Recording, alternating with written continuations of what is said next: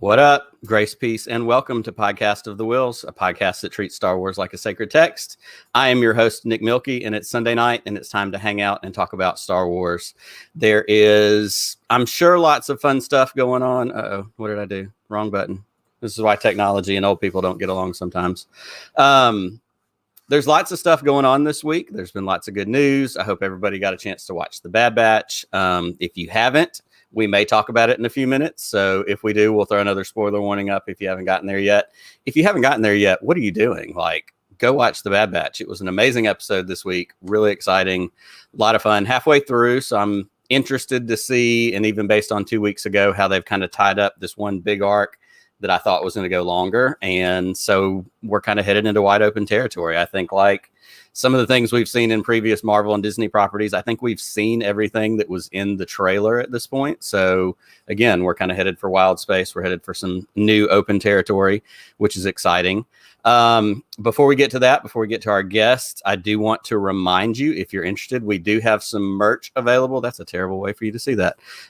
T-shirts, sweatshirts, cups. I think there's a pillow available. It's all the TeePublic stuff. So if you really feel like you're missing a pillow in your life that says Podcast of the Wills on it, by all means, go get that. I'll put the link up on Twitter when we get done tonight. We would love for y'all to rock some of our merchandise wherever you go, especially if you go to Celebration next year. I'm still hoping to get there, waiting on new tickets to drop to make sure I can get in on that fun. But it would be great to get some pictures or reports back that there are people walking around Celebration with some Podcast of the Wills gear on. So would love for you to do that. I think I've talked about this a couple of times. We started a second podcast that is not Star Wars. It is Marvel related. Me and my children gave this podcast to my wife as a Mother's Day gift last month. She has never seen the Marvel movies, and she walked through the house one day while we were watching one, and she said, I might watch this. So the podcast is called Heroes of the Mom CU, and we're watching in chronological order all the MCU movies with my wife, who her level of knowledge of the MCU is so low that her two people that she thought might be a part of this were Mighty Mouse and He-Man. Those were genuine, honest thoughts. So we watch each movie. We ask her before we start watching it, what do you think this is about? What do you think the plot is? What do you think based on the poster? And then we watch the movie, and then we come back and talk about it afterwards. We are up through Iron Man 2, I believe. So I think up next is The Hulk with Edward Norton, which is going to be a little bit of a roll of the dice because that movie's a little bit tough, but she loves Ed Norton. So I don't know how that's going to go. But if you want to check it out, again, it's called Heroes of the Mom CU. It is available on Apple and most other podcast places, and it's popping up in some other ones as we go along. So just a fun little something to do as a family. And we've had a lot of fun with it. So check it out if you want to. I want to throw a shout out to the live chat. We've got some folks already. I see Michael. I see JD. I see Matthew. Thank y'all for hanging out with us tonight. Yeah, Michael, I see that you need a pillow with my face on it. That gets a little bit weird. We'll have to talk about that later off show. But that's not why you're here. You're not here for talk about a pillow with my face on it. If you were, that would be a whole different podcast. Tonight, I have two amazing guests. I don't always have two guests on at a time, but when I do, it kind of feels like, a bigger circus, and we're trying to manage and keep things going. My two guests tonight are Bill and Trey, and they are the hosts of Skywalking Through the League, which is a fantastic podcast. If you're not already listening to Skywalking Through the League, I highly encourage you to get on that train, check it out. They talk Star Wars. They also talk sports, or as some of you Star Wars people like to call it, sports ball. And that's a big thing because I love sports. I'm a huge sports fan. In fact, I'm rocking a little SEC pride tonight. Auburn, War Eagle. We're going to talk about the SEC. So if you like sports and Star Wars, you're in the perfect place to be tonight. So it is my great, great pleasure to welcome in my friends Bill and Trey to the show. Hey guys, thanks for having us, Nick. We appreciate it. It's nice to be here. And I have to say up front, issue a little bit of an apology. One of the gimmicks that I usually do on the show is I make a cocktail of some sort and I name it after my guests. Aww. And I literally realized like an hour and a half ago that I hadn't even considered doing that tonight. So we'll do another show at some point, and I will make it up to you by naming a cocktail after you. But in the meantime, I am having a drink tonight, and so I did want to raise a toast to you guys. Thanks for being here, and cheers. Cheers. Cheers. Clink, clink, clink. And if you want to do a cocktail at home tonight, you can do the Sheehy original, which is the Irish Catholic family that I'm a part of. It's just a double of makers and just Nice. just straight down. Well, then I feel like I'm in good company because mine is a double of Four Roses that I had the last of the bottle that was sitting in my liquor cabinet with some ice in it. So perfect. That's all. That's all you need. I got Tito's. Yeah, you do. There we go. Everybody wins. Awesome. Well, thank y'all so much for being here tonight. I'm really excited to have this conversation and chat with y'all. Yeah. Let's do it this way. We'll get into Star Wars in a few minutes, but let's talk a little bit up front. Like I said, you host a podcast that is Star Wars and is also sports. I know y'all talk a lot about basketball. So the first and most pressing question I have for you is, what is the greatest NBA team of all time, and why is it the 1995 Orlando Magic? 95 Magic. That's nice. That's a good answer. I don't mind that. Because I'm going to tell you right now, that was Penny and Shaq, right? It was Penny and Shaq, Nick Anderson, Dennis Scott, Horace Grant. And the problem with that is, and I love Penny Hardaway is my all-time favorite NBA player. That was the era that I grew up with. Well, if he gets kicked out of Memphis because of all the shady stuff going on there, he definitely might be. But that was definitely like my heyday, like the mid to late 90s up through college, NBA Jam or NBA Inside Stuff on Saturday mornings. And I loved that team because I loved Penny Hardaway. That was the kind of basketball player that I tried to be, wanted to be. And that year in particular, when they were so hot and everything was so great, I was on a church mission trip to Jamaica during the NBA Finals that year. Mm-hmm. And it was when they played the Rockets, and the Magic came in as the 1 seed. And I think the Rockets were like 4. They were maybe a 4 seed, and they swept the Magic 4 games in a row. Jeez. And they didn't stand a chance. And it was terrible. But I watched every game of that in Jamaica on this church trip. And like, I didn't care what we were doing during the day. All I wanted was to get back to where we were staying and make sure that we could watch the games and hang out. But I love that era of the NBA, and I love the NBA now. I don't watch it nearly as much. I'm a baseball guy kind of at my core, so I love the Braves. I love college football. Excuse me, college football. I shouted that out at the beginning. I know, Bill, you're in Kentucky. You got SEC, baby. Your UK gear. Just means more. It just means more. And Trey, we talked about this beforehand. Trey's got family that went to Auburn, and he has connections to Huntsville, Alabama. And so he dropped a War Eagle on me. So I'm in good company tonight. And especially from a football standpoint, generally speaking, Kentucky's not usually a threat to Auburn. Well, although they've had better years.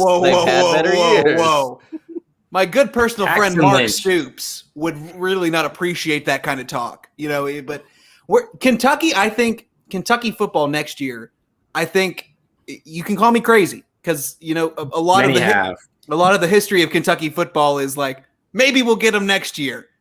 Next year, we're going to be really good. Let me tell you. I'll say this much. I've become more concerned in the last couple of years. And of course, Auburn is facing a thing right now with a new head coach. We've got Brian Harsin, which I'm really excited about because finally he's fired. I was well, and Malzahn, Malzahn was great in his time. I think Malzahn is dead.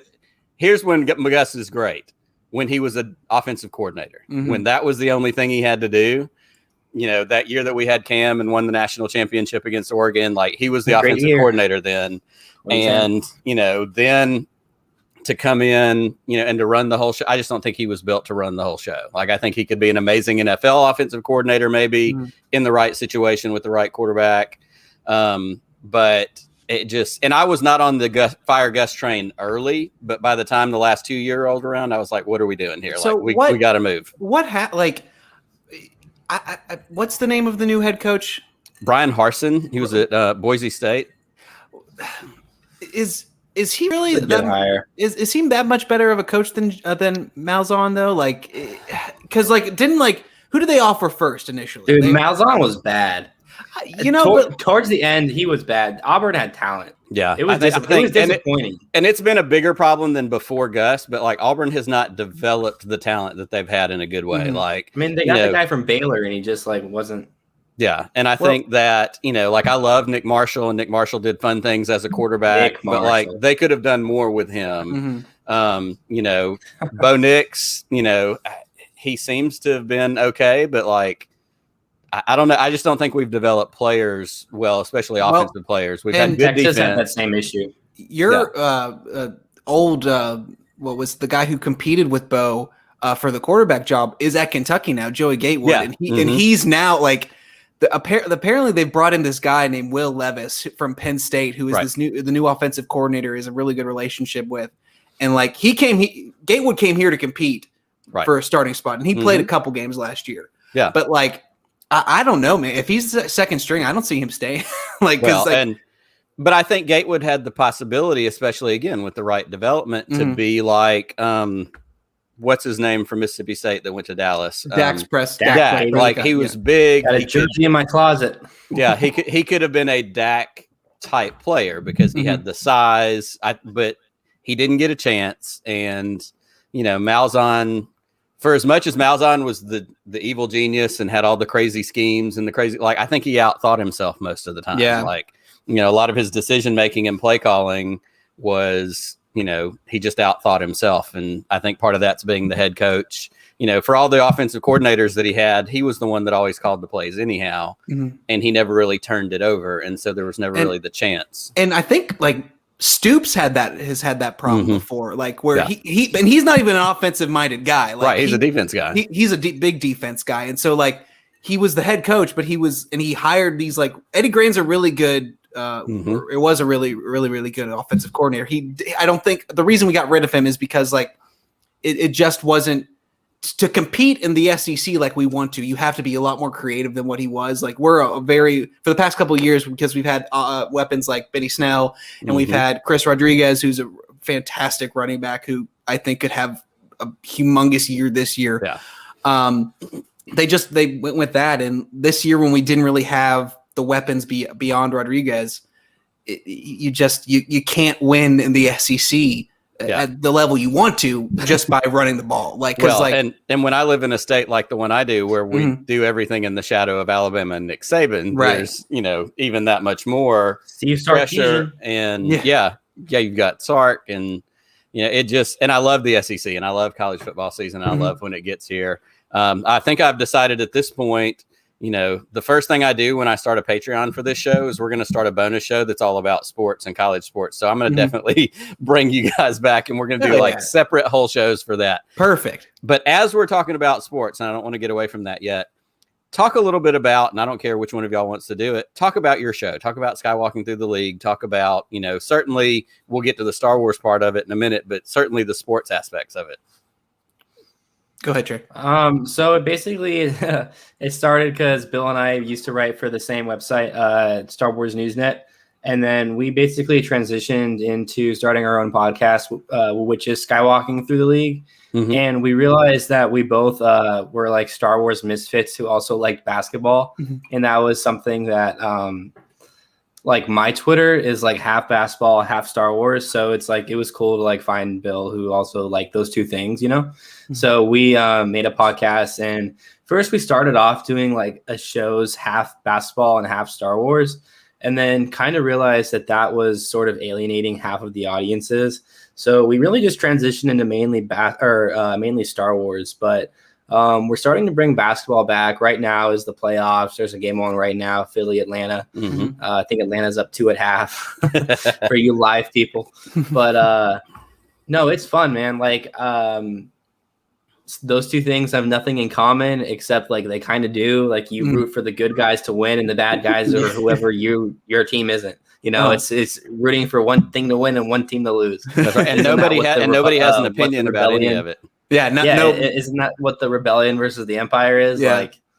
So that's basically our show, and there's some exciting stuff happening with our show that hopefully in like a month or so we can announce. But no, we've been podcasting since early 2018. Yeah. So feels a lot longer than that. It feels longer when you're having fun. Yeah, we podcasted in Italy for 4 months because he did a foreign exchange program in Italy, and so like see, you can hear the mopeds, in the podcast, like hearing like the behind the scenes stuff, like the mopeds, and like half the time like he was just sweating his ass off.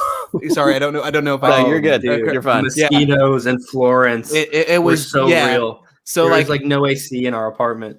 So it's.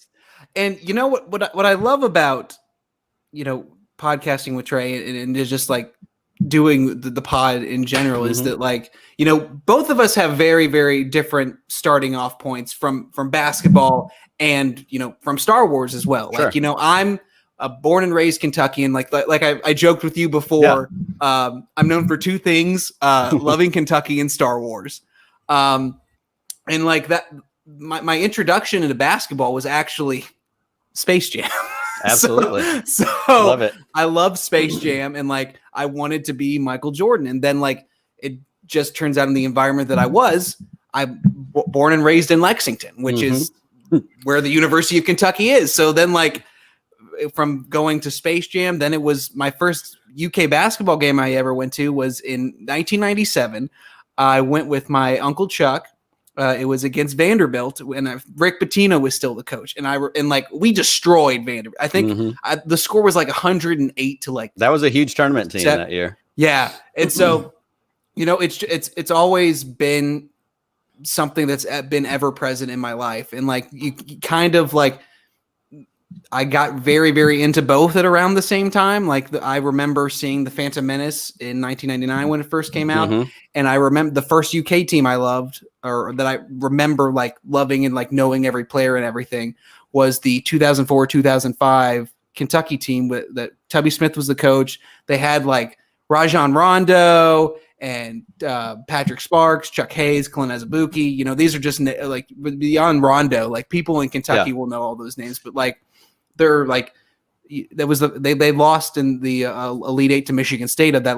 But like one of my favorite memories is Patrick Sparks hit a last second three where like it went all around the rim and then it finally went in to take it into overtime. And like I still hear the voice of the radio voice of the Wildcats, Tom Leach, like hearing him lose his mind when the shot went in. And so like, you know, I'm much more of a you know, I love NBA basketball. I love basketball in general. I watch it as much as I can. But you know, Trey comes from an NBA mindset, and I come at it from like a college basketball. And like, you know, with Cal the past 10, 12 years, like he's put so many players in the NBA that like absolutely. You know, Devin Booker's killing it. He was on the 38-1 team, and you know that you've got Tyrese Maxey who's playing with the Sixers right now. Who are apparently were they down 2 or up 2? Trey down 2. They were down 2 at halftime. He's with the Sixers, and so like it kind of has like the synergy of like Kentucky basketball and Cal putting all these players in the NBA. It's kind of like, well, I know these guys. These are guys that I watched when they were in Lexington. So like I continue to watch it, and yeah, and it just I love. Had himself a day. He did, man. that was one of the best performances I've ever seen in my life. And the crazy thing about Booker is like he was like the 6th or 7th man on the 2015 like the 38-1 team. Like of all those players that were on that team, like Booker was like near the last of like of someone who I thought would be but you always have, and you know, certainly this is going to age me, but you have those players, whether they were 6 or 7 on the bench, you know, in a big program, prestige program like Kentucky, or you have somebody, and this again from my frame of reference, Robert Ory, who went to Alabama, who started at Alabama and was a big deal at Alabama, but then he came to the NBA and he was 6-man, you know, he was that, you know, the sub, but he became Big Shot Bob, and he was the guy that hit all these game winners, and you know, he became this very clutch. So like one of the beautiful things about basketball to me, and my connection is I played baseball from like age 5 until 9th grade. Like baseball was always my first love, but in 9th grade I got burned out. And so I started playing basketball, and I played a couple years in high school, church league, intramurals in college, all that kind of stuff. Loved basketball. And for me, on certain levels, basketball has a connection to golf in that moment of like, if the conditions are right, your nerve is right, everything is right, you can hit a shot that somebody else can't hit. Like you could get out and take this one short iron shot, and you could take 10 whacks at it, and I can get it just right that one time that you can't do. Basketball, game winners, catch and shoot in a corner, whatever it is, like the magic hits in the right moment, and a star can be made. And we've seen that. And like you're saying, out of these Kentucky players over the last 10 years with Cal, and what Cal did that I think honestly is so genius is he worked the system. You have to go to college for 1 year per the NBA, So he built his program around, I'm going to get these guys for 1 year and they're going to be great and they're going to go. He's not building a Duke program where they're going to stay 3 and 4 years and develop. And here's the thing with that, though, and it's not illegal. He's working the system. What's crazy to me is when it won't last much longer. Yeah, well, but Cal is going to transition, all this name, image, likeness stuff, and the transfer portal. He's going to do basically what he did 10 years ago with one and dones. Because what's crazy to me is that 10 years ago, everybody was saying, "Oh," I got it, especially from Louisville fans. They were like, "Oh, Cal will be here a couple of years. He'll take you to the Final Four maybe once or twice, and then it's going to get taken away because he cheated." Which, coming from Louisville fans now, is insane. But then 3 years later, when Krzyzewski started doing one and done, he's like, "Oh, Krzyzewski's a visionary. He did it. He did it first. He's gaming the system." Cal was doing this from the beginning, and people were saying he was cheating. But then Krzyzewski does it, and then it's, "Oh, he's a genius." So the same thing that he did 10 years ago when he first got to Kentucky, he's going to do with the name, image, likeness stuff and the transfer stuff. So. Yeah, it's so fascinating, and we could go on forever about sports and all that kind of stuff. You guys focus primarily on basketball. What are your do you have any other key sports? I mean, we've talked about college football a little bit. Mm-hmm. Is there another big sport, Trey, for you? What is your big sport besides basketball?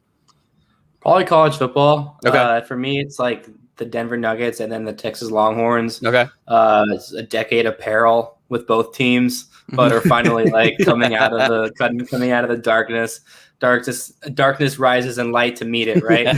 So, love it. So Texas finally, hopefully, I mean, in basketball, they just hired a guy, Chris Beard from Texas Tech, who is supposed to be an amazing hire. Mm-hmm. He's been getting there's a guy Texas just got named Trey Mitchell, who transferred from to Texas. There you go. He dropped the Y from his name, so it's just TRE. So that's pretty sick, though. Love it. And then football in the NFL. I grew up a Cowboys fan, but I realized that's just a leech in my body. So I've also become a Tampa Bay Bucks fan because that's where I live.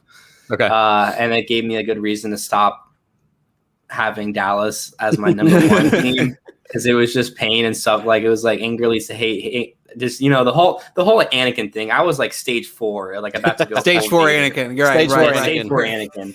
So it was bad. It's been bad. Worst day of my life was when Dez dropped that catch. 2013. God love you. God love you. It's brutal. But, you have all these Texas connections. Do you have family from Texas? Are you from Texas? Yeah. Okay. Yeah. My grandparents live in Texas. My dad, all my uncles, except for that makes sense. All of them went to Texas. My uncle lives in Texas. Texas is basically my second home. Yeah. Well, and I only thought about. Yeah. Go ahead. Sorry. Go ahead. No, I was just gonna say I only thought about that because especially talking about the Cowboys, kind of like the Braves and TBS and Ted Turner in the 80s, 90s, early 2000s. Dallas has been America's team. They were the one that was available. So I didn't know if it was personal connection or it's a curse. Okay.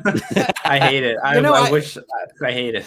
Did we all vote on making the Cowboys our team? I don't remember. No, I didn't vote on that one. I didn't either. But I also live in Central Alabama, and so I live in the weird in between of the Saints, Titans, the Titans, the Falcons. None of whom Vince Young. Yeah, it's one of those kind of in between no man's land of, especially when it comes to football. The Braves are certainly huge.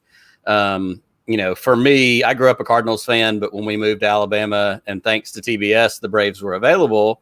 And my parents, their sports thing is baseball. So we watched baseball as a family my entire growing up life. And so I got in on the Braves in the early, terrible Dale Murphy, Jeff Treadway days, and, have always been a Braves fan, even to the, the detriment, kind of like all those years where we won all the division titles and then crapped out after that. I can't quit the Braves no matter how hard I try. But with football, and I think it becomes a thing, especially for me with football and basketball, where it ends up being players and stories dictate the teams that I'm really interested in those two particular professional leagues. We talked about earlier, I love Tony Kornheiser, have listened to his show for years, and he's in Washington, D.C. So I pay attention to the Washington football team, as it's now called, more than I probably would if I didn't have that connection to his show and, that kind of stuff. Or, the Falcons have never been super great, so the Falcons don't do it for me. Mhm. The Titans are close, but they've never really done it for me. The Saints are more likely to be a team regionally that I would root for, and it's because Drew Brees I'm actually like 4 months older than Drew Brees. And the day I figured that out, I was like, what the hell? Like, what is going on here? And, but it's just an interesting thing. And so I'm always interested in where people's sports allegiance origins come from. And to give, Trey the 9th degree about that was just to kind of find out, family connections work, all those other kinds of things. So that fascinates me. What about you, Bill? I mean, obviously we've got Kentucky. What is your other big sports tentpoles? So obviously, like, I also love college football, just like Kentucky, like football has been, hey, Connor, has consistently been like, like I said, I think I told you earlier, we'll get them next year.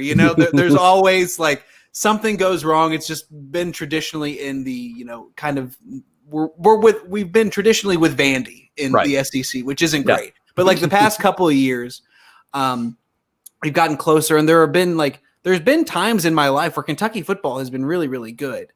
And like one of my favorite memories ever, is when we played LSU when they were number one in 2007, I was grounded that day for that game. Cause that was like that we were really, really good. And that never happened. Grounded? Was that J-Lo? Was that Jared Lorenzen?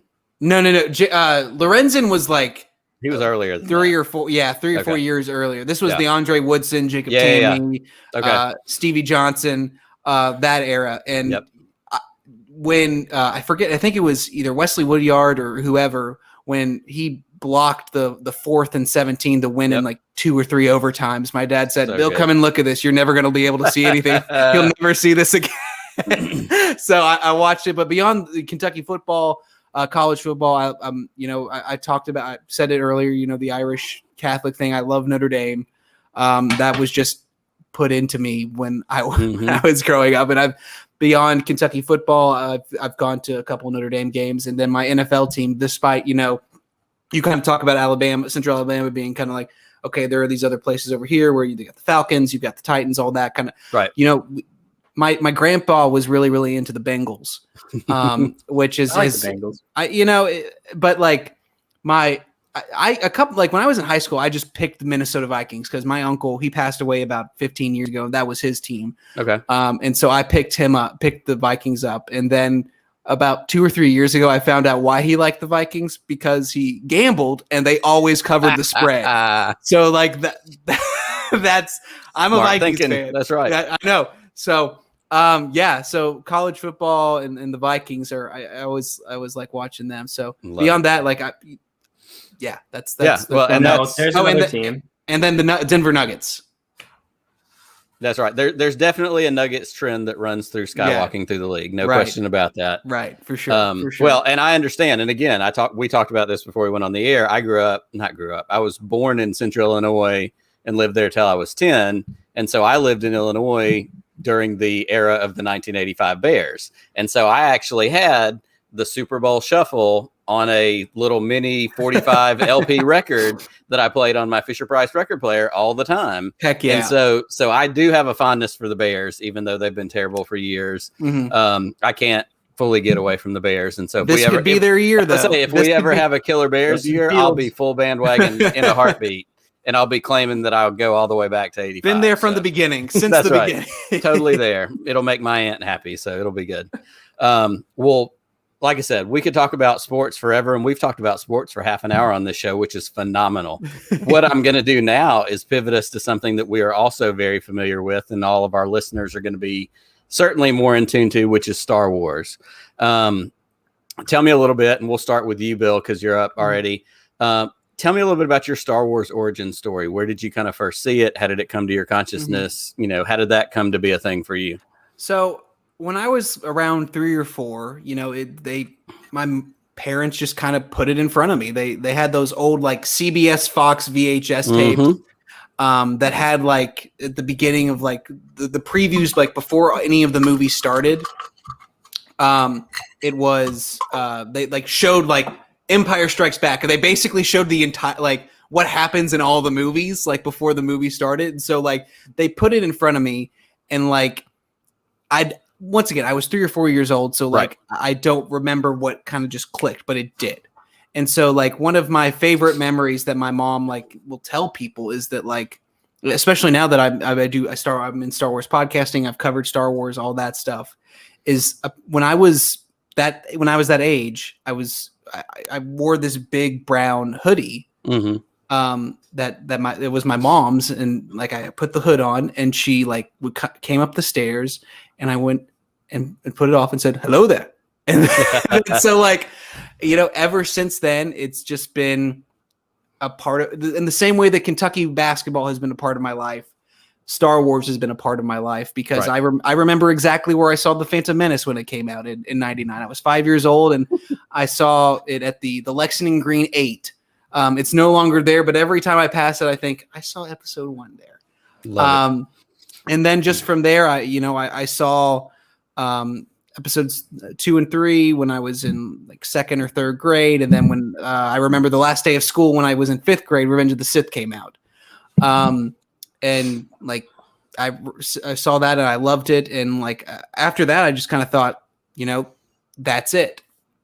These are great stories. I'll watch these until the day I die. Absolutely. And then like when Disney bought Lucasfilm in 2012, it kind of like reignited that spark that had been there. And like, then it like just started burning. Like I like kind of like what I said earlier, where I remember where I was when what theater I saw The Phantom Menace, and I remember exactly where I was when I found out that Lucasfilm had been bought by Disney. I was at the William T. Young Library at UK on campus, and I was like, oh my god! And so like from there, like my entire like if I had free time, I was looking up like episode 7 news or something like that. So like it kind of became like checking it every day, and then eventually it was like, well, I can write about this. I'm really interested in this. And so I started writing at a site called Geek Feed, reviewing, the books and comics and stuff like that. And that turned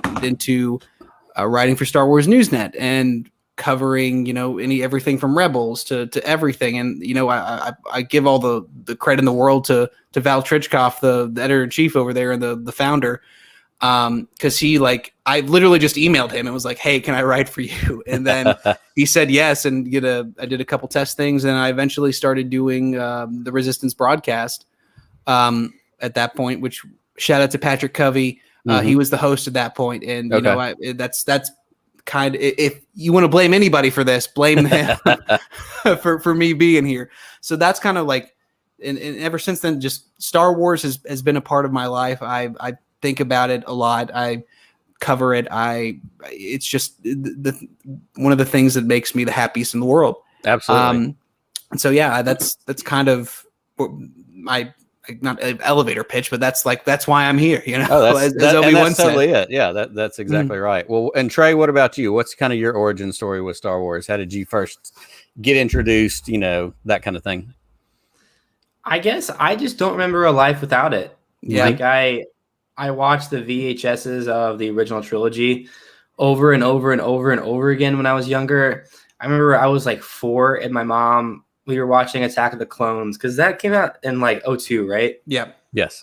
Okay. So I'm not going to tell you guys how old I was because I know it makes you feel bad, but I was pretty young. So I didn't fully understand the Anakin was Vader thing. So my mom told me, and she was like, he turns out to be Darth Vader. And I was like, that's not true. That's impossible. And I just remember Revenge of the Sith came out, and it was like the coolest thing I've ever it was the coolest thing in the world when I was like pretty young.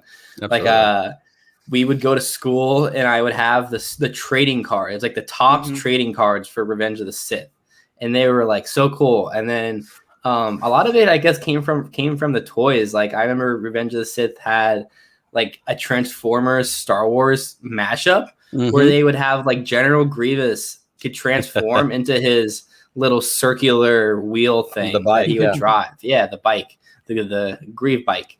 So I always remember having it, and I loved it for a while. Like I loved Star Wars from just literally till when I was like born. I loved it. Attack of the Clones came out when that was probably the first Star Wars movie that I like had a recollection of.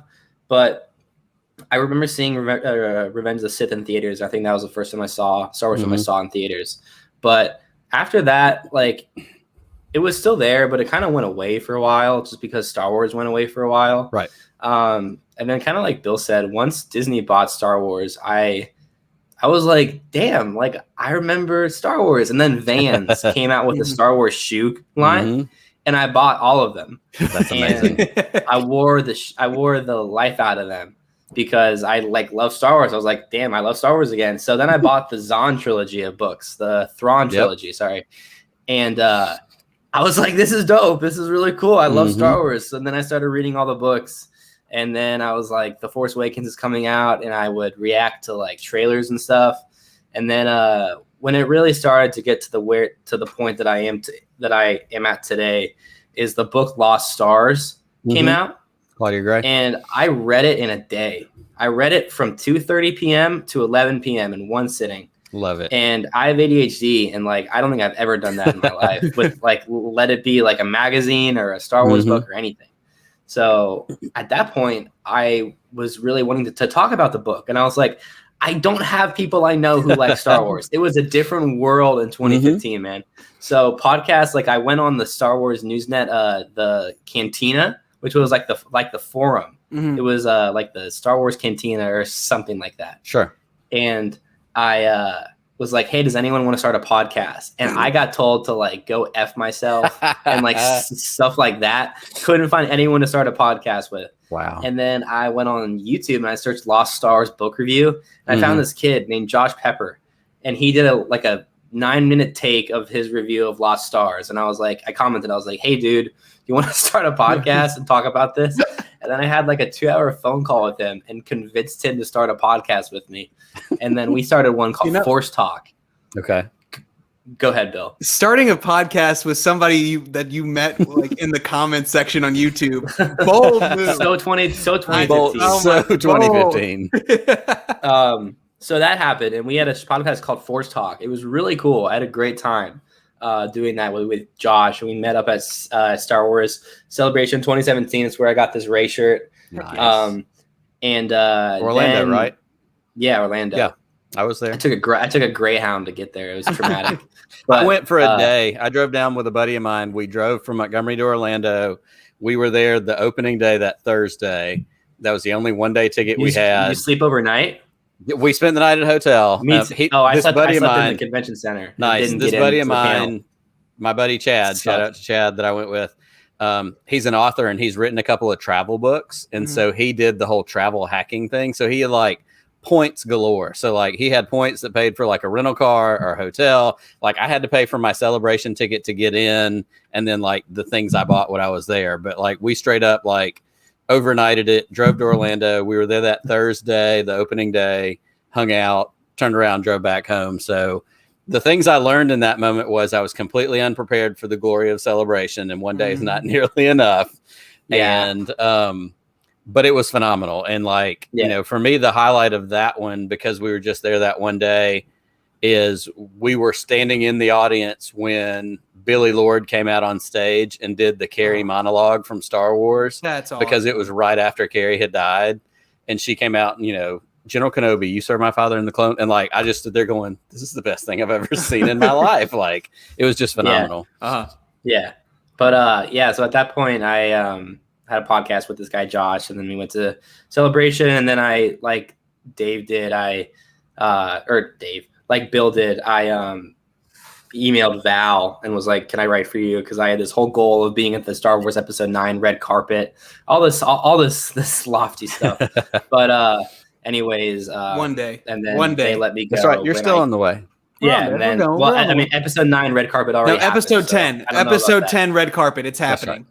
Yeah. So, and then I started a podcast with Bill and started my own website called The All Around, where I can talk about Star Wars and sports, place that, you know, is really cool and sacred to my heart. And then, I was supposed to go to Celebration last year. It was canceled, but Bill and I got our hotel for this year and kept our tickets. And that's awesome. It's going to be like It's gonna be such a time, dude. I have so many plans already. I can't talk about them on air though. There's so much that like I can already feel. There's so much like pent up like I need to go to celebration energy, like and like just being around people and like I cannot wait.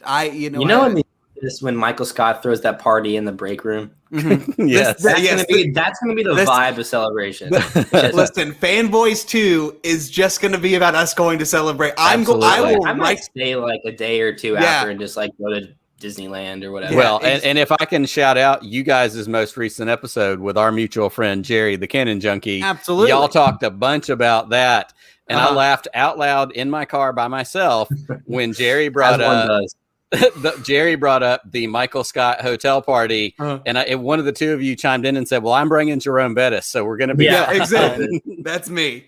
Girls Gone Wild, Jerome Bettis, the hotel party, like, and I don't have the tickets for Celebration yet. I am still hoping that when they re-release them, I'll be able to, grab some. And I've said at this point, like, I'll sleep in somebody's bathtub, I'll sleep standing up outside in the hallway, like. If I can get the ticket to Celebration, like I'll figure out the rest of the details because, and you hit on exactly right, Trey, Celebration in itself is a magical experience. I've been to the one, can't wait to do it again. But like when I went in 2017, I didn't have a Star Wars podcast. I didn't have all the friends that I have, especially the people that I've connected with in this last year. We've all said it on all of our podcasts about pandemic, the community that we've been able to create and connect to. This podcast started in 2018 and it was an audio only podcast. But over the course of this last year, I met people like Jerry and Scotty. I met Pete. I met the Holo Chronicles guys. I met Jared. Like I've met all these people that do shows and we've all show up in each other's live chats and we all hang out, on a Force Connect Friday. Like a church of nerds. Well, I've said it's the pub for the last year that I haven't gotten to go to where I can have a drink, hang out with my friends and talk about stuff that I enjoy and laugh at and whatever. It was that virtual bar that none of us could go to during a national lockdown and during all these other things. But it also has created the opportunity to have conversations like this and to meet you guys and to have you on this show and, just overlap. And so it's so fun how the world and especially the internet, and I loved how you said it, Trey, talking about, you started a podcast with a guy you met in YouTube comments and talked to for 2 hours on the phone.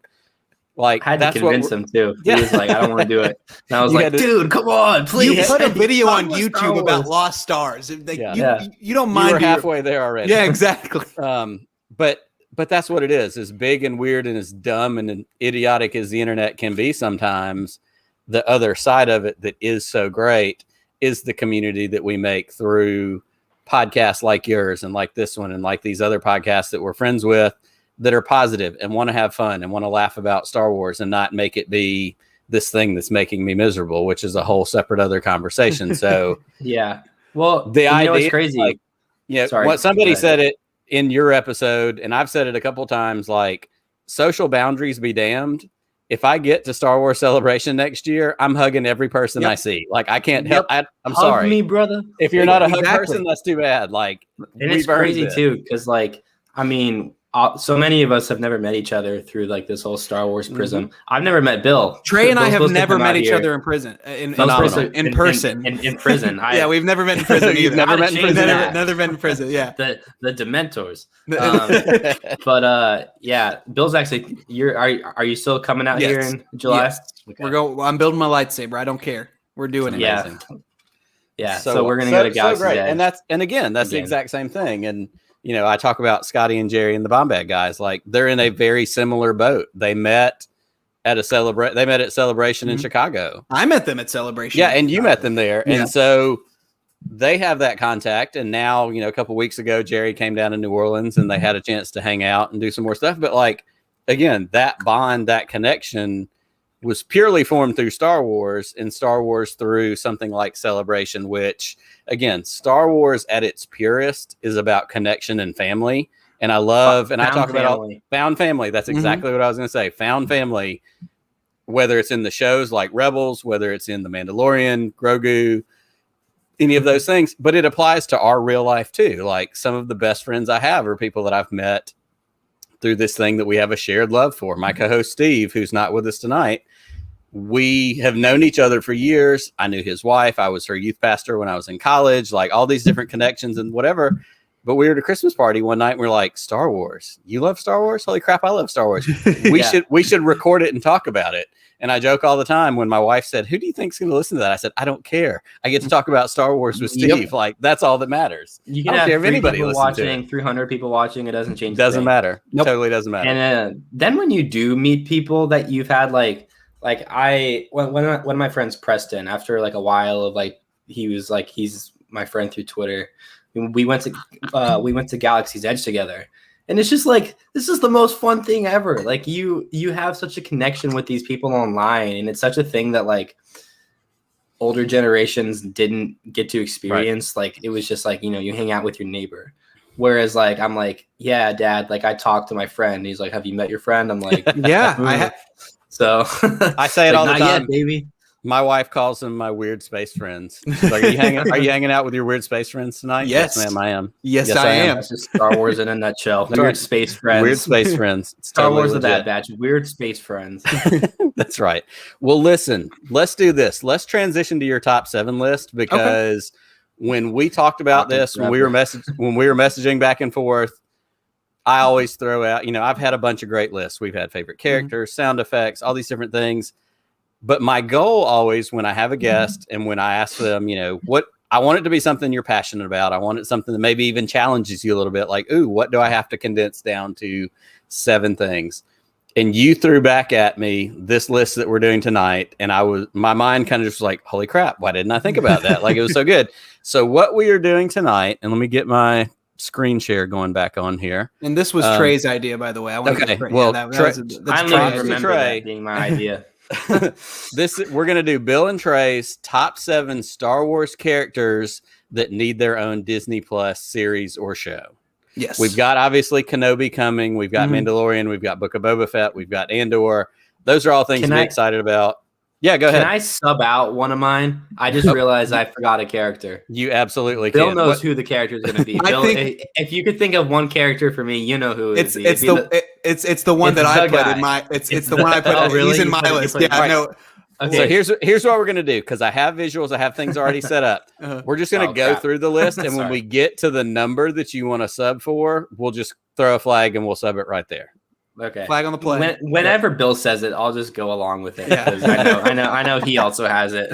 Okay. Well, what we're going to do, we're going to jump in, and I think I have Bill first because of alphabetical order. So we're going to jump into number 7. Bill, number 7, Darth Revan. Revan. Right? It's Yoda. Yeah. That's so Raven. Potato. Yeah. That's so Revan. That's so Revan. Exactly. That should be a shirt. Royalty free. So I've in the time where there wasn't really a lot of Star Wars, I found Knights of the Old Republic. And I actually played the second one first before I played the first one. Okay. And this was when it first came out in 2004, and but then in the time from 2005 to yes, exactly. Michael's numbers 1 through 7 are Sleaze Begun. Yes, they're perfect. But in that time, I picked up the first and second of the Knights of the Old Republic, and I just think that if you're going to do an Old Republic anything, you have to do a Revan story, or right. if not a Revan story, something similar to Revan, because plot, spoiler for a 20-year-old game. That's right. You play through Knights of the Old Republic, and you hear about this badass villain, Darth Revan, that Darth Malak has killed. Right. And then shocking twist, you are Darth Revan. You had your memories wiped. And there's been a lot of old EU stuff about Revan. And so there's stuff to go off of already. And you don't have to do the exact same thing, but I think that he or she, because it can be both. It's right. In Mass Effect, Commander Shepard can either be man or a woman. I just think that there is so much potential for that character, and if you're going to do an Old Republic show, you might as well kick it off with one of the best characters from that era. And I think that's a really great point. And my experience with Knights of the Old Republic is I didn't play it originally. Mm-hmm. I picked it up sometime during quarantine and pandemic on my phone because there's an iPhone version of it. Right. Yeah. I knew the story of it because, of course, years ago I had who is this person everybody talked like. I looked it up. I knew the spoiler. I knew the whole deal. But I still haven't finished the game because I'm stuck on Dantooine where you're attacked by all those weird dogs. Like the cat hounds. The cat hounds. I can't get past that. So it's gotten to the point where my phone archived it. And like every time I see it, I'm like, I need to re-download that and like suck it up and try to get through it. But I haven't yet. But it's one of those ones. And I play Galaxy of Heroes on my phone too. So like addicting. He's one of those ones that shows up along with all the different characters, and we're like, holy crap, he's amazing. And Treya and, all the other Darths and all the other whoever's. So this is a character that certainly I'm aware of, but I would be excited to see in a series because for me, as the kind of the era of Star Wars fan I am, there would be stuff for me to learn and like, it would feel new and exciting. Right. 100%. Absolutely. Well, Trey, as we jump into your number 7, we have Kira, who's somebody I am much more familiar with, but talk about that. Well, one, I messed up because I wasn't putting these in order. So Kira is probably like my number 1. But anyways, dude, there's so much with a Kira show. A Kira show could lead into a Han Solo story, could lead into a Darth Maul continuation, could lead into the Crimson Dawn, could lead into the Book of Boba Fett, could lead into my heart. Like there's so much that they could do. It's there. It's already there. That's right. Inject Kira directly into your veins, as the kids would say. Ice Kira. So, that's right. But I'm really interested with her because Emilia Clarke, like that's her name, right? Yes. Okay. I haven't seen Game of Thrones. I'm like the one person who hasn't seen it. But after knowing like how the ending was, I just was like, I don't know if I want to put myself through this. It's worth it. I'll say this, and I've seen it 4 times now. My wife has seen it 2 times all the way through. We did a rewatch actually a couple months ago. She watched it the first time several years ago. Actually, I think she was on maternity leave with one of our kids, which, if you're a new mom and hormones and things, Game of Thrones is a wild choice to make. Yeah, that is but everywhere. But we did it 3 or 4 or 5 months ago. Again, part of pandemic, home, all that kind of stuff. And I was like, let's just try it. And she's like, I don't think I'm interested. We got like 10 minutes into the first episode and she's like, okay, good. We're watching all of this. So it is worth it for all the controversy of the ending. I would recommend it if you have the chance or the time. Okay. But so basically just closing out Kira, I think she's an amazing character. I love seeing her in Solo. I think there's a lot for her to explore with her backstory of how she went into Crimson Dawn and then her connection with Maul. Like, yes. I think there's a lot of story to be told there. And then with, the new Bounty Hunters comic, with her connection to that, it's really interesting to see how she gets from point A to point Han. So Kira, baby. I love that.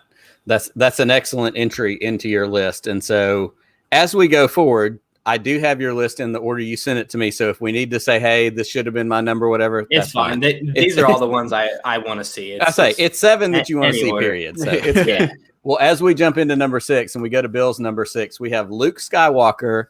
And we have, and he kind of sent this into me in parentheses, the Jedi Academy years. Yes. This, beyond the Kenobi show, I think that this is the thing that I'd love to see the most. And like, I think Trey and I have talked about it before on the show. Maybe this works better in animation because, Mark Hamill can't necessarily do the Luke thing unless, Mando completely changed that. Maybe he can't. I don't know. But like, I just think that there is so much interesting stuff there. He's looking for old Jedi artifacts. He's training a new generation of Jedi. He's, his relationship with his nephew. Like, I just think that there is so much potential there for what I really love about Star Wars, and the stuff that really gets me excited is stuff about the Jedi, the Force. Lightsaber sticks just hitting each other. I love that stuff, and I think that we haven't seen like everything that Luke can do, and that Luke can like what he did at the end of the season 2 of Mandalorian. Mm-hmm. Like, I think that just like why people got so excited about that is because like, oh my God, it's Luke Skywalker doing things that we always thought Luke Skywalker would do. Right. So that's where I want to see all that. I want to see how he's, dealing with the failings of the Jedi, like there was obviously some kind of character development from where we see him in Return of the Jedi to where we see him in The Last Jedi. So like, I want to see the different variations of Luke there. I think that would be really interesting. Well, and Trey brought up earlier reading that original Timothy Zahn Thrawn trilogy, Heir to the Empire, I forget what the other one, and Last Command, all that stuff. Mm-hmm. And I picked this image kind of on purpose, but have either of you read that? Oh, it's Legends now, but it was the Jedi Academy trilogy. No, I played the Jedi Knight Jedi Academy game when I was a kid. Okay. And I think part of the reason I wanted one of that series so much is because how much I love that game and the exploration they did in that. I think that it's really like it's a pretty well done story, and I think that you could amp that up to 11 with a great writer, and you've already seen what you can do with the what's the screen stuff that they're using now. The volume. Yeah, with the volume. Mm-hmm. So like mix that in, like you could update the lightsaber stuff a little bit. I think it would be really cool. Absolutely. Well, and this was one of the ones, and it was interesting, and to draw the parallels, Trey talked about seeing the prequels and then kind of having that in between time. And that was when he kind of got into some of the books and read, the original Thrawn trilogy and some of that other stuff. For me, it was the same thing, except I had the original trilogy, and then I had that big, what we jokingly called the dark time before the prequels. Yeah. And it was all the old EU, the Legends. And so the two big ones for me were that same Thrawn trilogy that he talked about. And then it was this one, which was the Jedi Academy trilogy, Kevin Anderson. And I read both of those sets of books multiple times. And it was one of those ones where I'm going, yeah, I could see this being a movie. I could see this turning into, 6, 7, 8 or 7, 8, 9 or whatever, whatever it was going to be before we got what we got. And so it's interesting to me, and it feels very George Lucas when he talks about its poetry and it rhymes. Like my version was OT and those books. Trey's version was the prequels and those, other books. And I don't know, it's just weird to me, but yeah, that Jedi Academy training version of Luke, which is what we get at the end of Mandalorian season 2. In theory, that's what he's doing before Force Awakens, when he talks about how he tried to restart the Academy and when it all falls apart because of Ben/Kylo and, all that. So we do get a version of that, but I agree with you. I'd love to see it more fully fleshed out. Right. Absolutely. Well, for Trey's number 6, this is very prescient, especially this week. And this is where I issue the warning. If you haven't seen Bad Batch, the most recent episode, this is the time for you to tune out for a minute. Mm-hmm. But Trey's number 6 is Cad Bane. So this is the one that I would swap out, but I won't swap out because I'll just retweet it or via audio when Bill says it. Yes, there you go. An audio retweet. Audio retweet. Bill, does your guy have the last name of a player who was he does. eliminated last night? Yes, he does. Yes, he does. Okay. So something Harden. Okay. No, I mean, Cad Bane is just dope. Like we're kind of getting stuff with the Bad Batch now with him. Yep. I think we're going to get that Boba Fett versus him deleted scene. I think it's going to be because Boba Fett's trying to take Omega from him. Because there's some sort of sibling relation. Well, he's her sister. She's his sister. Like, I feel like there's bloodline in that. Yeah, so that is my prevailing Bad Batch hot theory at the moment. That would be so dope too. Yeah. That would be awesome. And it would be younger Boba. Know that was like a deleted scene. What'd you say? To me, it's younger Boba, and it's Daniel Logan, voice actor. That's right. Step sibling, step sister, step whoever. They're connected. So he's going to show up to get her back. And so we get that old animatic that showed at one of the celebrations. but he's not on top of his game. So I was at that panel. Were you really? Holy crap! It was sick. It was the Star Wars animation panel at 17. Absolutely amazing. It So was so sick. So Bane gets the drop on him because he's the younger Boba. He's not fully fleshed out. He's not fully developed in whoever he is, and so he gets the ding in the helmet early on. And I could totally see them. I could see this heading in that direction because of this. It's totally happening. And then Boba works with the Bad Batch, and it's just like, hey, we are family. But besides going back to just Cad Bane, I just think he's a cool character. I love his voice. Yeah. Obviously, they would have to have his voice come back. But I would just think it'd be like a Star Wars Underworld type of show. He could even come into my last character, Kira. They could, definitely cross ties. We don't know when Cad Bane dies. I kind of hope we don't ever know when Cad Bane dies. He's just like, is he around? That'd be kind of cool. So basically, I want his own show just off the merit that he's a badass character. He's kind of like, to me, what I think a lot of people felt with Boba Fett, where like you don't really know much about him. There's a mystery, but he looks cool, right? Oh, he's the cowboy. Like Kanan was the cowboy Jedi. Like this is more legitimately the cowboy bounty hunter. He's got the hat. For sure. He's got the guns. Like the whole deal. Like I'm totally with you. Awesome, cool. All right, so number 5, and we jump back to Bill. Bill's number 5 was Solo 2. Which is also kind of one of mine. Yeah. Well, and the way you sent it to me, these line up. So don't get comfortable. Awesome. No, it's so, I don't think that we are going to get a continuation of Han Solo in a movie. Correct. They definitely set it up where they thought, okay, there's going to be a sequel to Solo, and that we'll put things together so that there are loose ends that we can pick up in a sequel. Well, and they tagged it so well. There's a job on Tatooine, and it's supposed to be the Jabba job and whatever. So, and shout out to my friends over at the Resistance broadcast for making Solo 2 happen. Yep.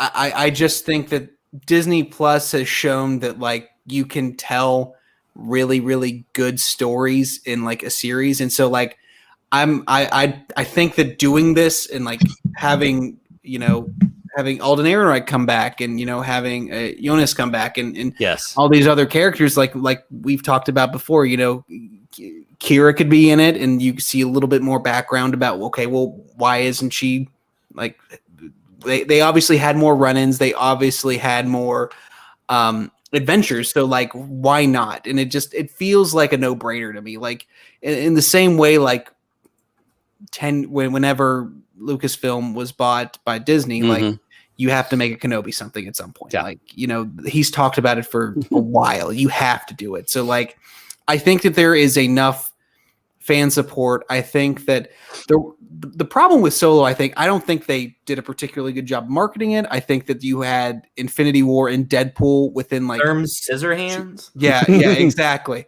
Therm Scissor Punch. Yeah, Therm Scissor Punch. Yeah, you're thinking of Edward, but yes, close enough. Edward Therm Punch. Edward Therm Scissor Punch. Yeah, exactly.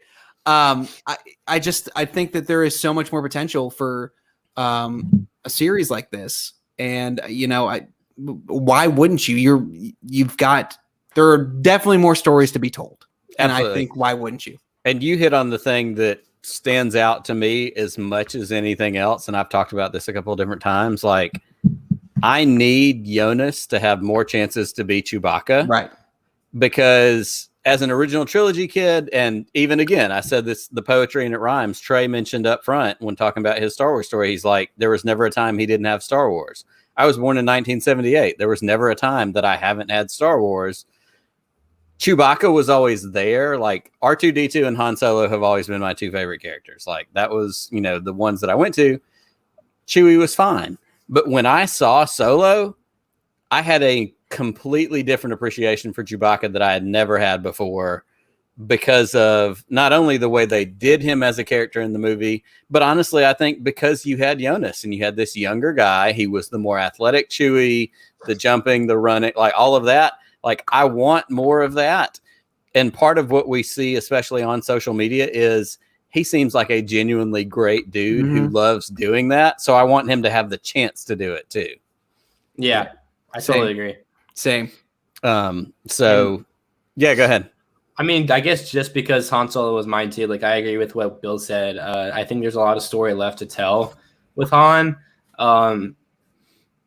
I just really like Alden's portrayal of him. I do too. Mhm. I really, really like it. It's funny because like Han is Han, right? He's not like, oh, there's this version of Han and then this version. He's just one guy. Yep. But this feels like it's like own version of Han, and I think that's a really cool thing. I just and like you said with Chewie, Jonas Suotomo, like he's an awesome guy. I went to a panel of his at Denver Comic-Con. Just the most likable guy ever. Like talked so much about how he loves being Chewie, and like he looks kind of like my dog. Like it's just not Jonas, Chewie to specify. Right.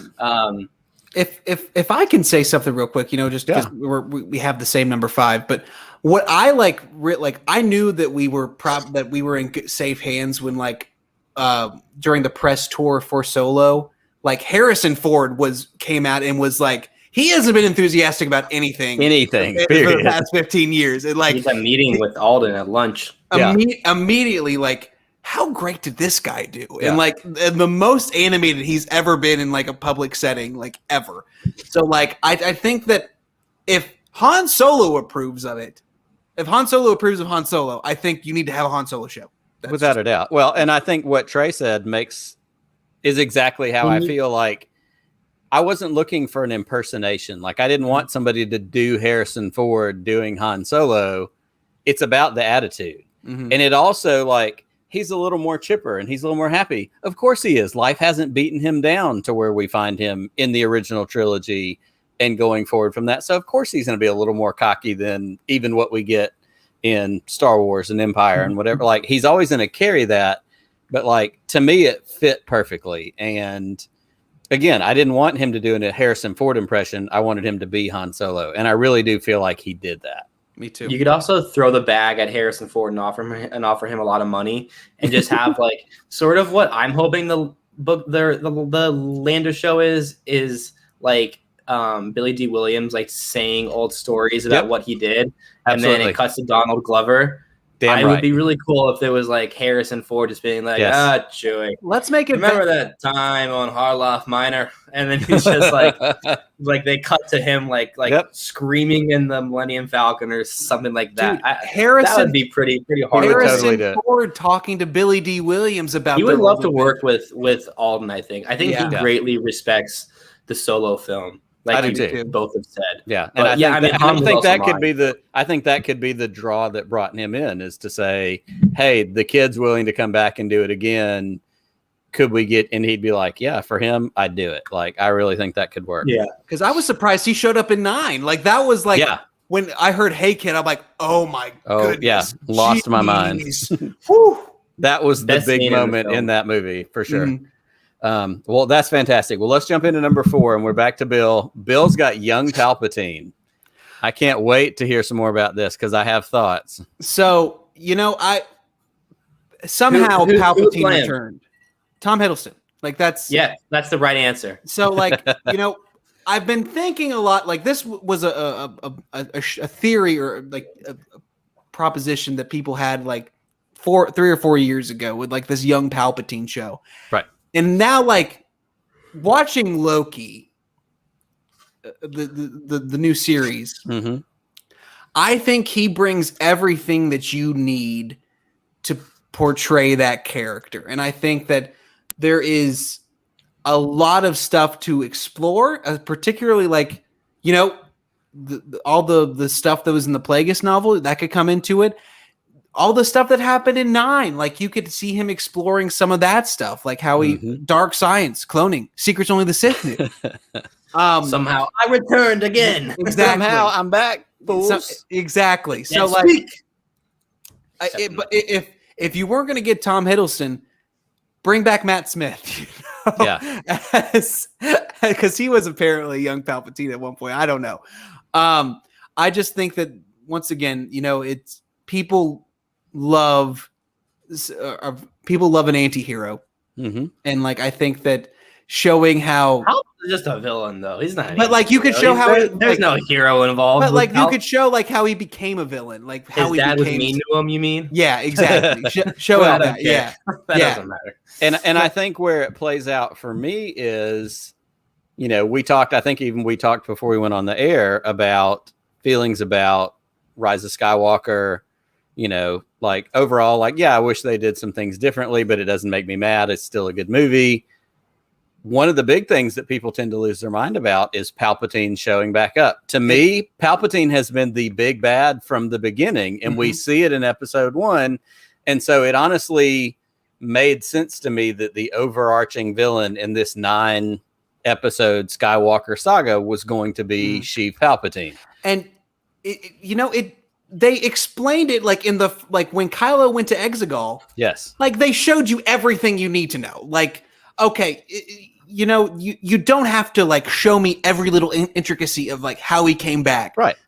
And I know I joked about it. Dark science cloning, secrets only the Sith knew. I'm in. I don't care. I don't need anything else. And they set it up in the prequels, right? With him saying, "Yeah, there are some things," and like it was all set up way back then. For whatever 99, 2003, and 5 were, or whatever. And I love that JJ in the documentary about 9, like he picked up on that. Like he talked about, like it's sitting there for you to take. That's right. And so yeah. Anyway, young Palpatine. Well, and so what I want from that, and I've said this for a long time, my favorite television show of all time is The West Wing.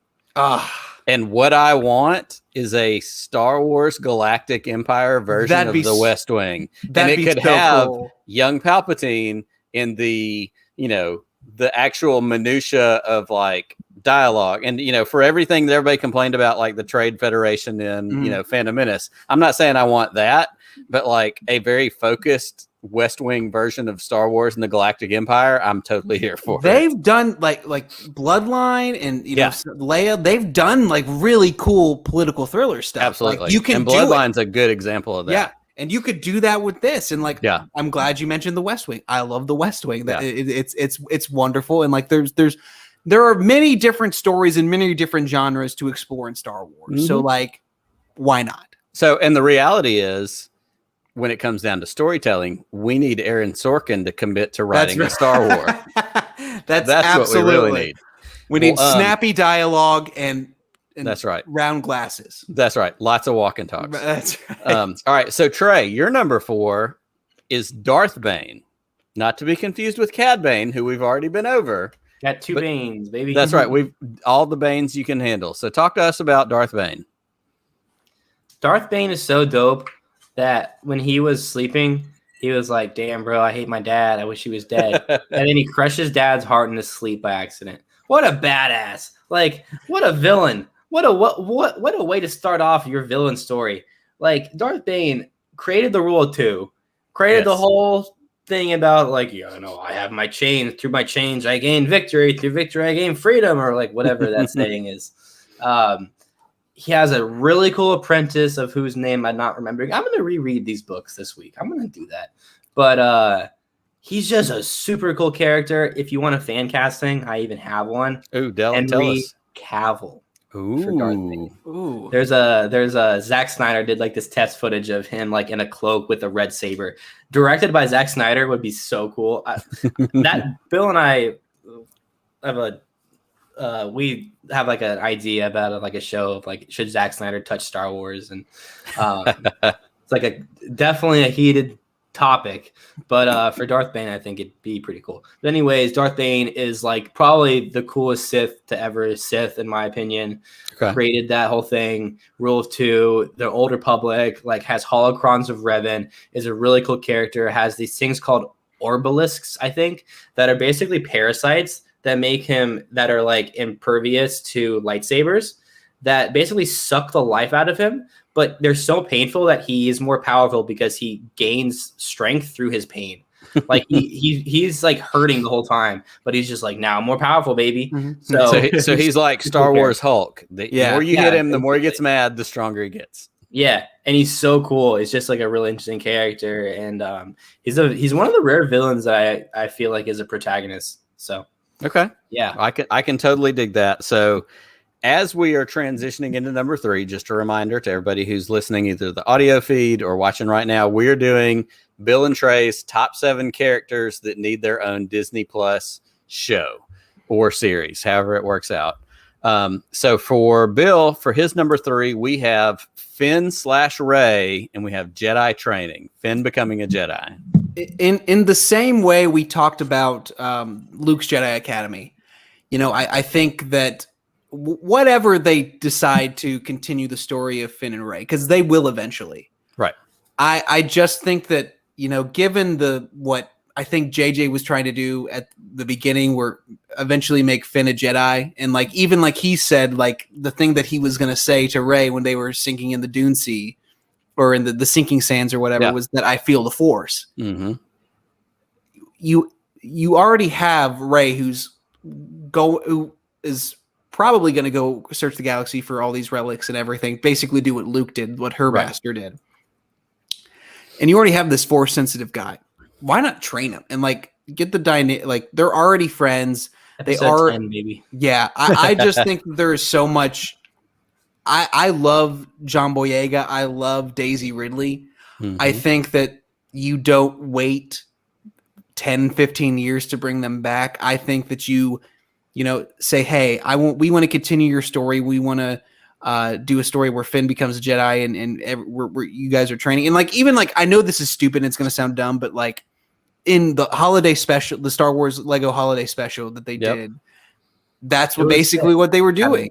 Yeah. And I thought that was such a cool, interesting thing that I know it's not canon. It's silly. It's going through dimensions. It's wibbly wobbly, timey wimey Doctor Who stuff.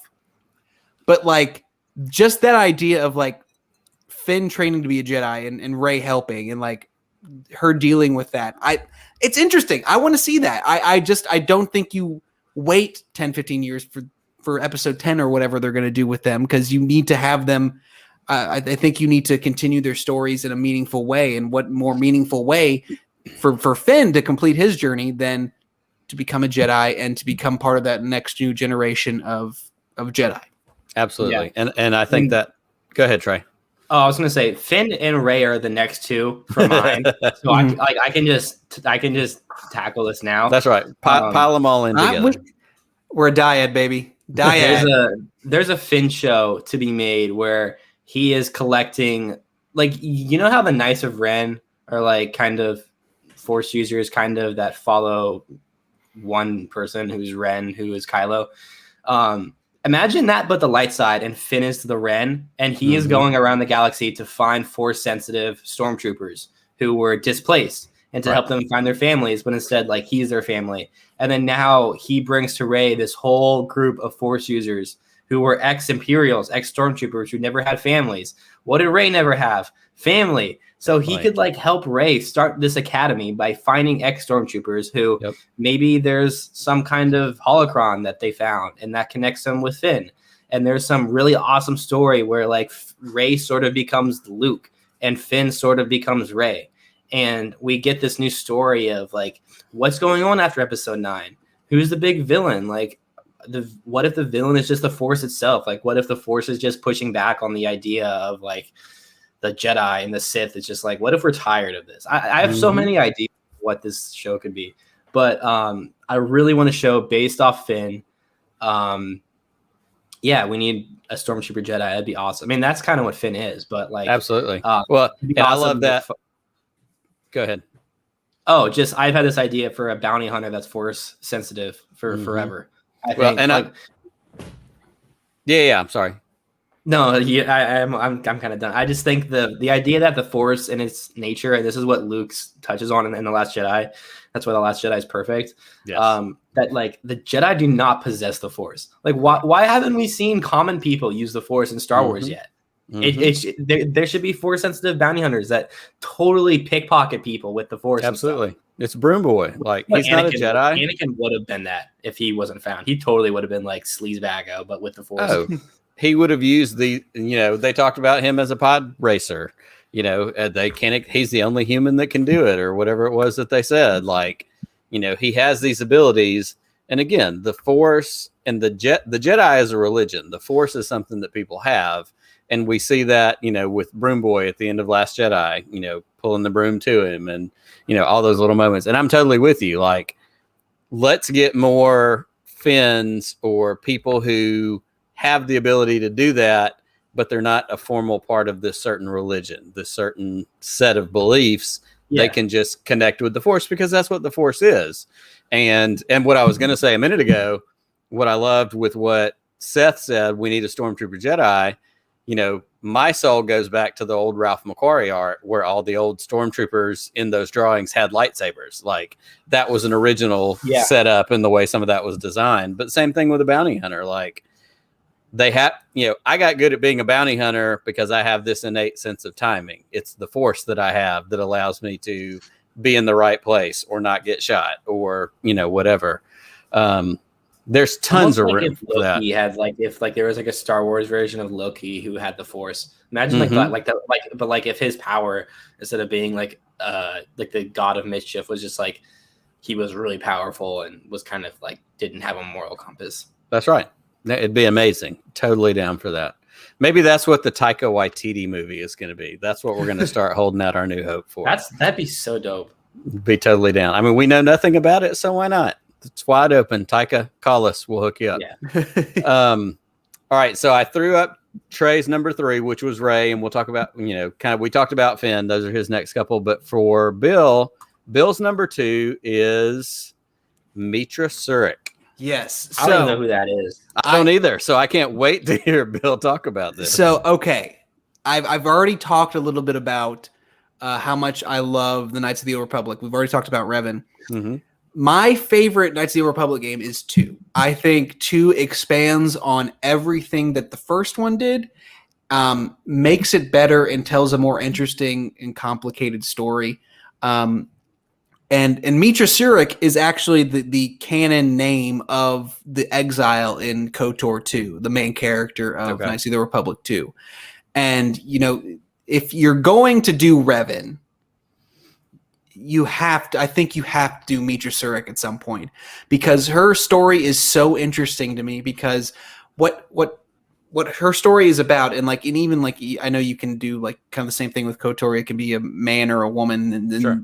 But what you can do, she is an exile from the Jedi Order who was cast out because of her involvement in the Mandalorian Wars, which Revan.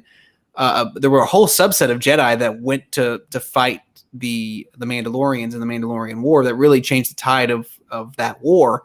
And Mitra, as opposed to all these other people that joined Darth Revan, and that's what started the Jedi Civil War, she came back and she was judged by the Jedi Council, and she lost her ability to use the Force because of some humongous event that she was a part of. She could no longer feel the Force anymore. And, no longer being able to feel the Force is kind of like not being able to breathe for some Jedi, and having to deal with that. I think that that shows there's a lot of great potential there for storytelling, seeing how she deals with her place in the galaxy. And then she eventually, because of the Sith threat that's coming from outside from the unknown regions and stuff, she starts gaining her powers back. But it comes at a cost where she's kind of a breach in the Force, where she's sucking everything in and can suck the energy of the people around her. And that's why she's able to influence her party members, is because she's just this weird thing in the Force. And I just think that she is a very, very cool character. I think this was a character that really kind of cemented my love for Star Wars in general. Because that game it took my love of the series to a whole nother level. And that character, once they officially gave her, when they officially named her in the Old Republic, I kind of she's always held a special place in my heart. And so, if you're going to do Revan, I think you have to do Mitra Surik as well. Okay. Totally fair. Like I said, I had no idea who that was, so I loved hearing you talk about that. Everywhere. I am so sorry. No. That's the way this is supposed to work. You pick the ones that you want. We're going to get to another version of that related to the High Republic in just a minute, because I am behind on High Republic. So Trey's number 2 was going to be Finn. We've kind of already talked about Ray and Finn. Trey, do you have anything else you want to tack on to these two, or do you want to keep moving? I just think Finn as the main protagonist of his own story would be awesome. I think he deserves that. I totally agree. I like that the Rise of Skywalker convinced us that he was a Jedi. I think that's a really cool thing. Yeah, I totally agree with you. I think that's a great way to go and would make there's so much more that could be done. And I think John Boyega wants to do that, even though we've seen those articles where he's been burned. He, had the struggles and the difficulties with not feeling like he had enough to do. But I think if he had the opportunity with the right folks, he would come back and do it. And like even totally. he said that like if Kathy and JJ and all like the people you wouldn't think that he went back, like just specifically like if JJ and Kathy and all the people came back, I'd absolutely be on board. I love seeing him say that. Me too. Absolutely. Awesome. Well, we're going to jump into number 1, and we're going to go to Bill's number 1. Yes, I love this choice. Rio Durant. This is a phenomenal choice. So this was the character that Trey playing the Ewok music. Because I have no idea why, but when we first started recording together, we picked up an affinity for Rio Durant. We don't. I don't know exactly what it is. He's just wonderful in every way, shape, or form. Fact. He is funny. He is charismatic. He is a great pilot. I think we actually we started really liking him when we started doing when we did our episode of we tried to make Star Wars and basketball with our our Star Wars starting 5, and I think we put Rio Durant because he's got 6 hands, so he should be able, or how many is that? I think he's got 4. Guard, he's got shoot. Yeah, at the same time. Yeah, right. Exactly. So I think you already have Jon Favreau who's doing The Mandalorian. Yes. Why not do the Rio Durant show? Trey? What else? He's the coolest cat in the galaxy. That's true. He's in a movie with Han Solo. He's the best pilot. All right. Mm-hmm. You know what? Yeah. He saves Han's life. How did he get there with Beckett? What is his family like? Does he have a sister? Does he have a mother? What is Mama Durant like? Obviously, he went to a Minot roast on Argenia. It was nuts. We have to see it. We have to see it. And he's curled up in the lap of a Wookiee. When Disney bought Star Wars, I go, when is the Rio Durant story happening? Where is the Rio Durant story? But I knew in my heart I wanted Rio Durant to come into my life. He did. And the song Love Story by Taylor Swift, that song was written about Rio Durant and I. Romeo save me. You never have to be alone. I love you, Rio, and that's all I really know. So I love Rio Durant, baby. I believe, as the kids say on Twitter, come on, Disney, you cowards. What are you waiting for? You cowards! You cowards! Yeah, you've already got Jon Favreau. You're halfway there. Die? And then he comes into he comes into Mando season 3, and instead of putting his hand on his gun, he has 4 guns and 4 hands. I'm just gonna say this right now: if that happens, I want to be the guest on your podcast immediately when that happens. I wish we could bet on those things. Here we go. Yeah. Michael has a good point. The Duran Duran song Rio is actually about Rio Durant. 100%. Totally there. I love this. That is a fantastic number 1 choice. Rio Durant, a Star Wars story. Rio Durant, a Star Wars story. What? I'm a fraud. If that's not a T-shirt yet, it will be soon. And all right, so we're gonna get to Trey's number 1, and I have to say up front, I am woefully behind on the High Republic. I am conversant in the people that I watch who have feeds and shows and things. I have a general working conversational knowledge. But other than reading the first preview that was released when they released that first chapter last year sometime, I haven't gotten to High Republic yet. And I'm ashamed of myself because I've heard nothing but how good it is. But Trey's number 1 is Avar Kriss. Heck yeah. I love Avar. I always call her Avar. That's how I read her in the book. So I'm just going to call her that. I'm not saying I'm right, so go ahead. No, you are right. You are right. That's what her name is. But I call her Avar Kriss. Anyways, Avar. This doesn't sound right. Doesn't work. Avar.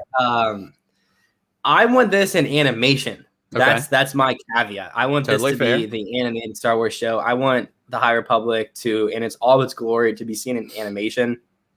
I've been the guy for years that has said, like, if I had a Star Wars quote, it would be, one, Rio Duran is my dad, and two, Star Wars works best in animation.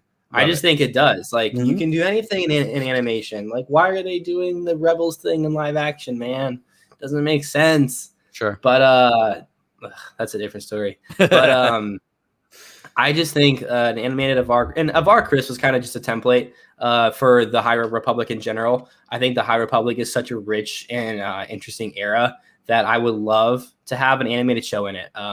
Just like the Jedi Vectors, for example, I think would be so cool in animation. I would love it, man. Like, this era is so unique and so cool. And we have this unique character who